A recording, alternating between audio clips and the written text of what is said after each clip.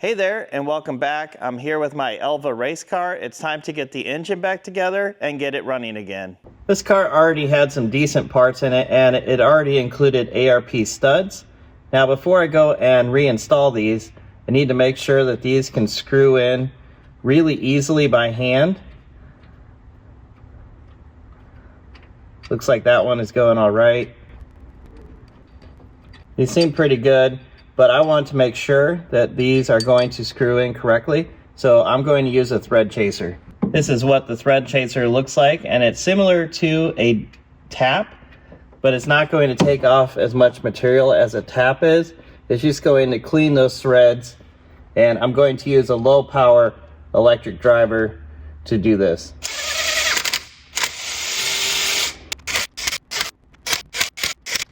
Now with all the threaded holes cleared out, I'm going to blow it out with an air gun, make sure I get everything out of those.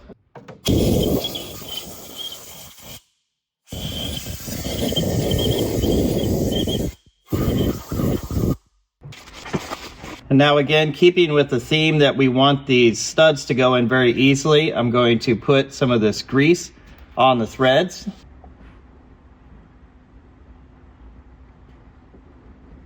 So just put a little bit of grease on it and then thread it in.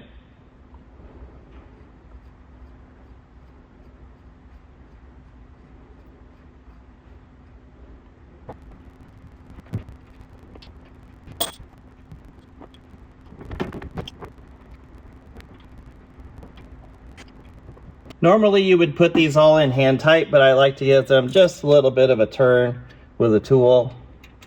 Make sure that they're seated correctly. Now I can put the head gasket on.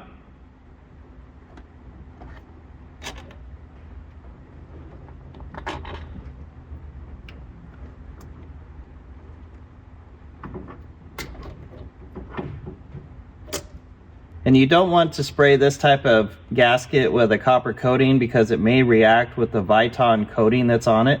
The head has been taken apart, and if you remember, I found this piece laying inside of the valve cover. No idea where this came from. It didn't come from any part of the valves. Wasn't part of a valve seal. And it doesn't look like it's part of those little grommets that go on the top of the valve cover. So no idea what this actually was. So now I have all new valve seals and all the valves. And I took this head to my machinist, and he determined that it was distorted. And that was what was causing the head gasket leak between the middle two cylinders. It was bowed up in that area.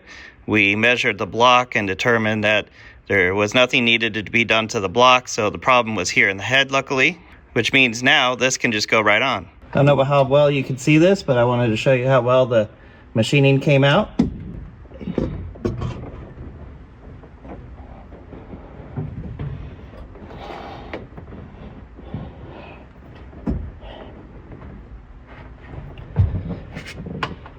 I don't want to drop this, but there's very little clearance on this side, so my hand can't be in there.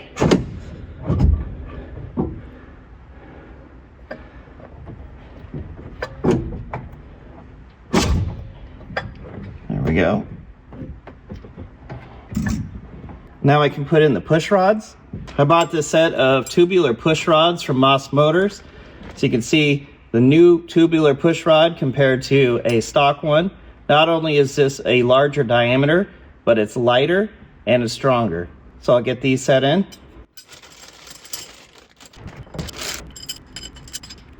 Okay, we might have a problem right here. I think the tappet has popped out of place. There are side covers down here that I can remove to get the tappet back into place, but maybe I can use a magnet and maneuver that. Yeah, I can see the tappet has been moved off to the side.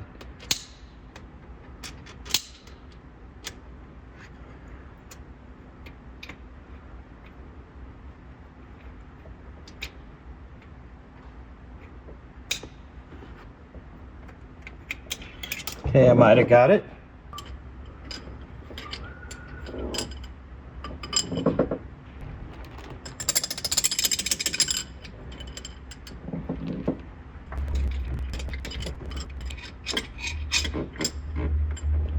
There we go. Got it back in.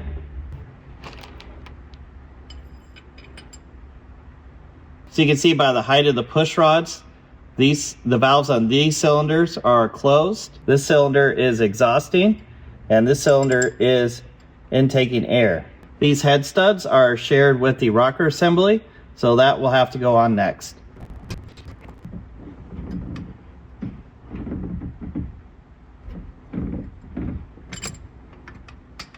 As this is coming down, I need to make sure that all the push rods are getting pressed on properly.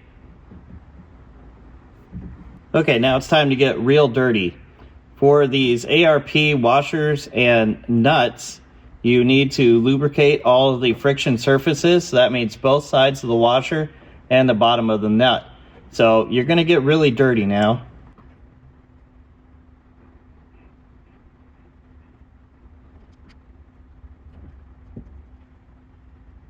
So I'm going to put all the washers and nuts on like that, and then I'll go wash my hands off, and then I can grab my torque wrench and torque this down.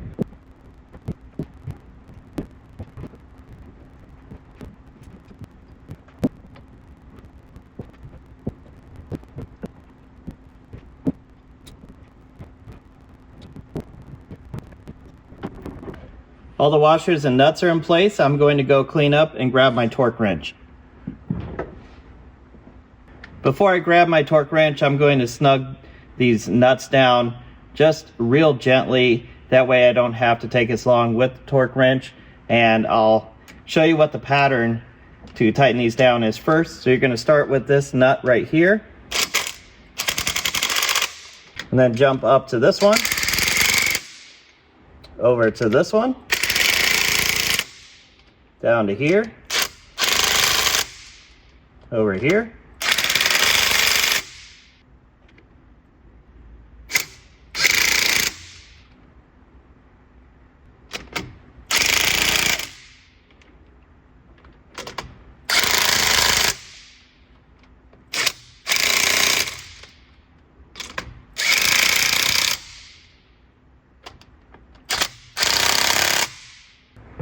This will also give me a chance to put these nuts back on the pedestals so it doesn't affect the torque readings on the head bolts.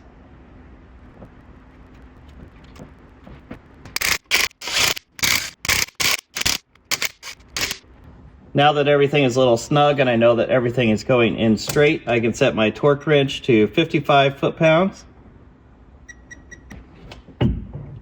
And I'll repeat the pattern that I did last time.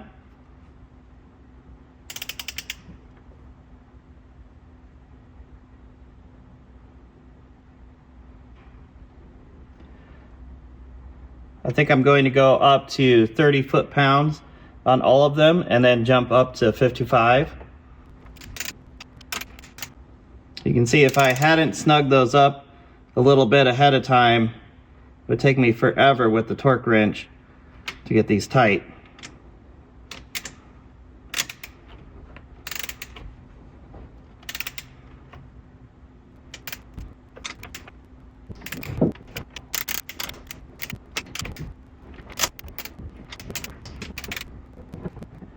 Now I'm going to go up to the full 55.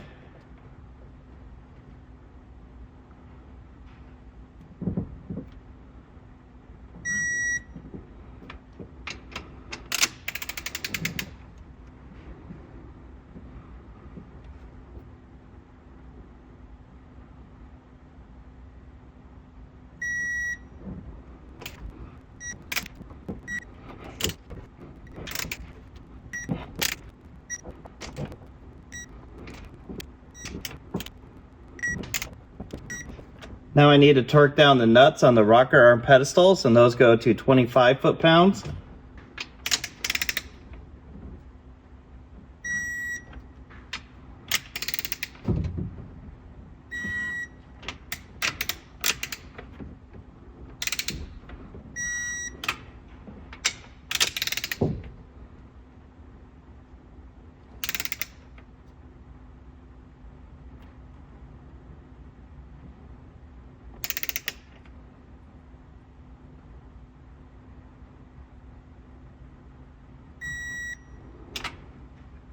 I will need to adjust all these valves, but first I want to put some of this other stuff back on.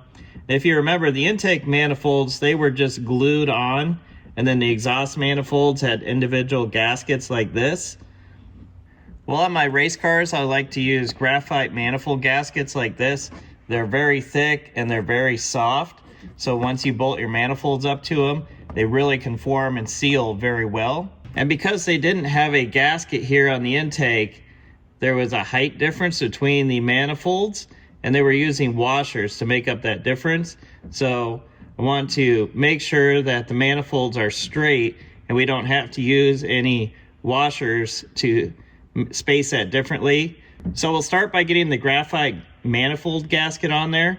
I will have to make some holes for these pins to go through, and then we'll see what we have to do to the manifolds to make them match up correctly.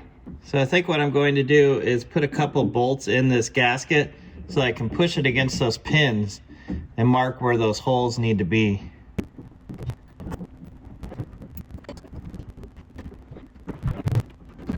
This material is so soft I might be able to just push the pins through it.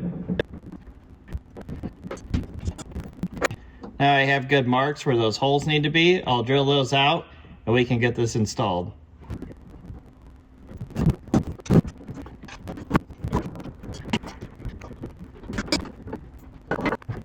You can see that now with the proper gasket that the intake manifold and these washers that were welded onto the header matches up about perfectly. So now there won't have to be any funny business stuck in there to clamp these down properly. And then if you remembered, our bolt over here had the special hanger for the spring. Now I can tighten everything up.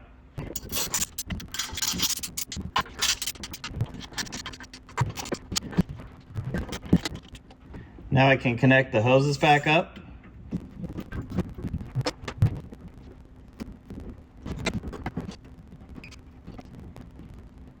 I'm going to get the rest of these sensors and wiring plugged in, get the thermostat held down, and I'll be back with you for the valve adjustment. While I'm over there doing the valve adjustment, I need to do this job first so that it has time to cure, and that's getting rid of this old cork valve cover gasket. You can see that it was glued on at one point, but it's just completely soaked in oil and falling apart and probably was leaking. On all of my race cars, I like to run these silicone valve cover gaskets, and these are from my good friends Sean and Joe Alexander at Alexander Racing Enterprises.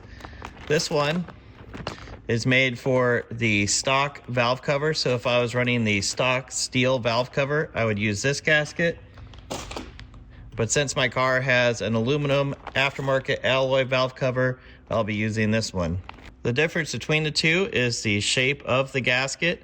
So the one for the alloy valve covers is flat on both sides, and the ones for the steel valve covers, they are rounded on one side.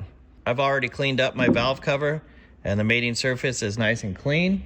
So now I need to put the sealant of my choice around here. I'll just run a little bead around the whole area.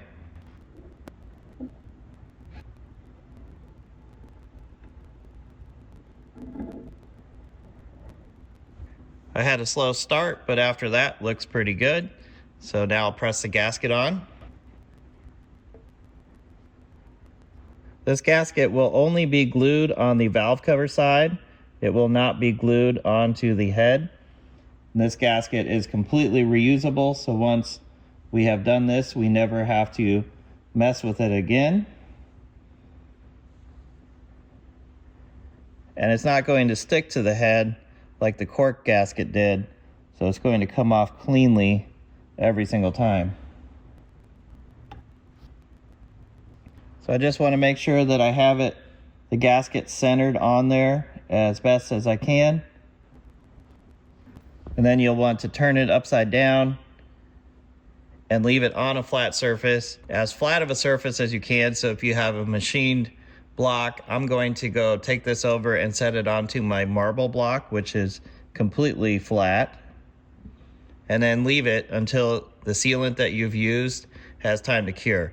And I did order a pair of these for the side covers as well. So Next time that I have to remove the side covers from the engine, I'll replace those cork gaskets with the silicone ones. And these are available for most cars except for Jaguars, but most MGs, Austin Healey's, and Triumphs, these gaskets are available.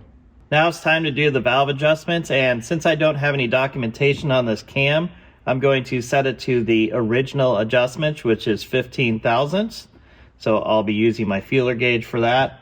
If you remember from earlier, we have two valves open, number 4 and number 7.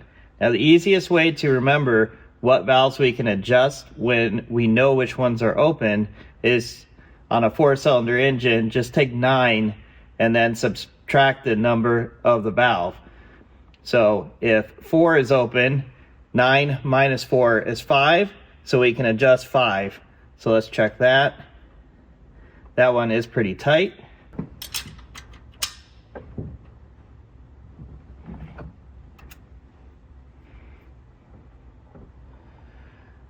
So if we want to add space, we unscrew the adjustment a little bit.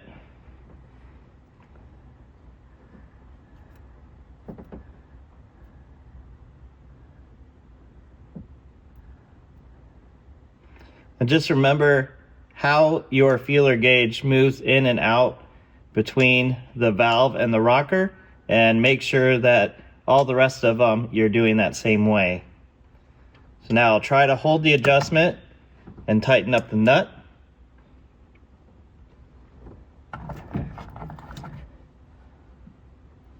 Check that it's still okay.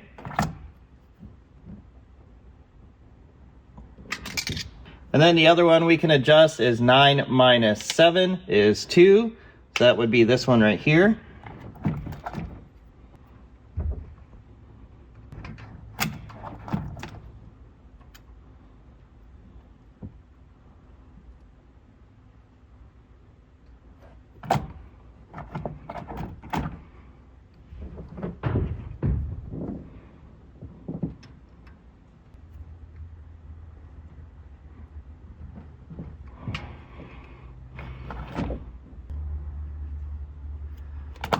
Looks good. Now I'm going to bump the engine over with the starter just slightly, and then we'll check some more valves. Now we have valves 1 and 3 down. So 9 minus 1 is 8.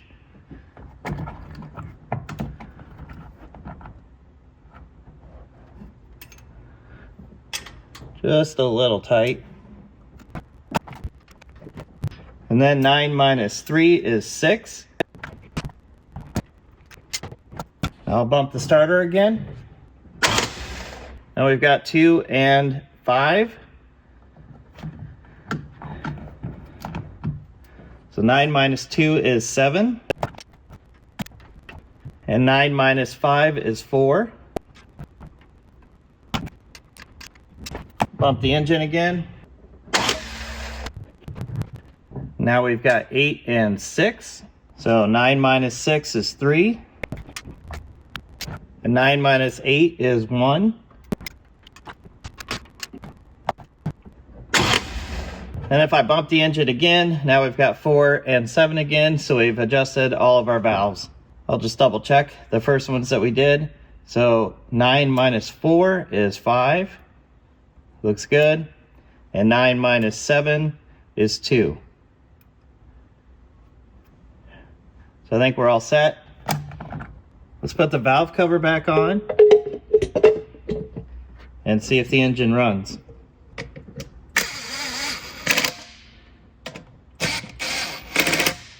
Okay, let's turn the kill switch on.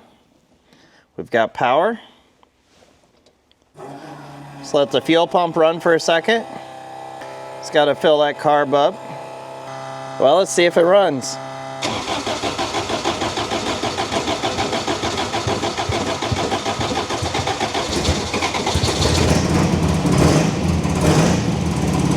We have oil pressure.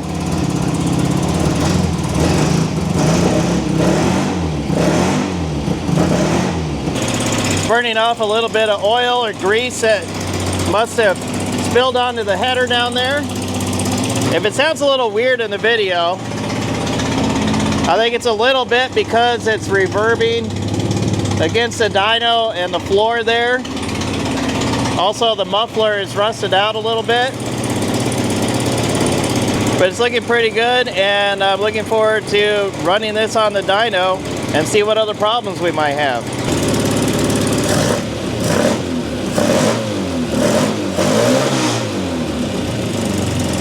That's going to be it for today. If you want to see more videos on this Elva race car, comment below and click subscribe.